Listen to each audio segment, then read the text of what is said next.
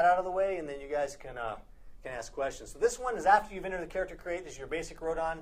You start buck naked. And yeah, so we'll show you guys. Yeah, you guys are noticing the UI already. The only thing that's not final on that really is the chat. We're kind of messing with that a little bit on the left. And you know what, you guys? I didn't actually move the UI around, but everything on the UI is actually movable. You can put it anywhere you want on the screen. So you know, that's pretty cool. The mini map, I didn't actually pull that out because I knew where I was going, Jocelyn. But it's actually underneath the little PDA on the right-hand side of the screen. I'll show it. It shows at the end of the video. I actually realized that I hadn't done that. And you click, so you can click your PDA off and your map shows. This is the way we like it. And once again, if you like it up in the upper right, like standard GUI controls, you can actually put it up there in the upper right corner if you want. So equipping just some of the armor you saw in the game, kind of running out into the world, as a lot of you guys will do. We have jetpacks, as you guys see, kind of fun thing to do. Yeah, and looking at some of the questions, one of the things you'll see is we want to give you a fair amount of inventory to start out with. The last thing we want you to have to worry about in playing a game is item management, as far as do I have enough space. So you'll actually start off with a fair amount. You can expand that later on, but it's definitely something that we as gamers, when we start playing a game, to have something that you only have 4 slots or something like that just drove us nuts.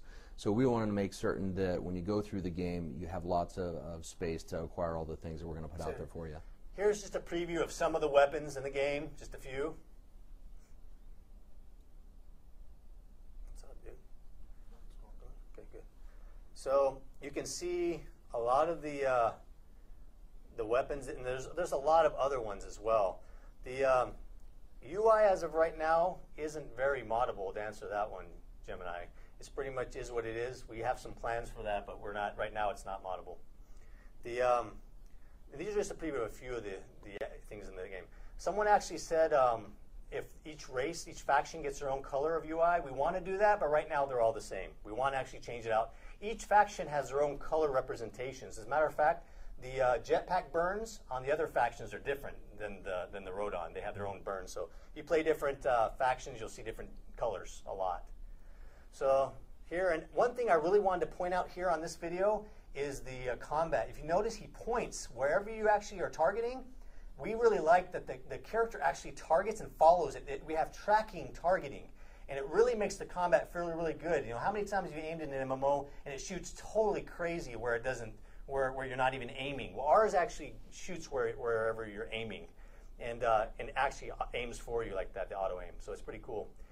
So just a few things, kill a couple of the ambient creatures there and stuff like that. So different guns. Not really much of a match on these ambient creatures right now, you know. And one of the key things before we get to the next section is each time Warren was firing there, he was actually pressing the button and it was actually responding. So there was no auto attack there. It's something that he, as soon as he hits the button, it's firing the shot. Yep. So this is, I'm just going through some of the things on there. I didn't have time to click on all of them, but we're going to be previewing these in the upcoming videos. There's a lot of cool stuff on there on the PDA. We want to make PDA. This one is harvesting, and it's not actually the final GUI. As you can tell, it's blue, but you actually scan for whatever you want to harvest. And so right there you see the actual minerals. It detected some, but they're red, so it's really far away from wherever the things are. So you have to go change your course of action, and actually there you have to scan again. I'm still red, so I'm still too far away. So here I'm keeping the same path since I detected something.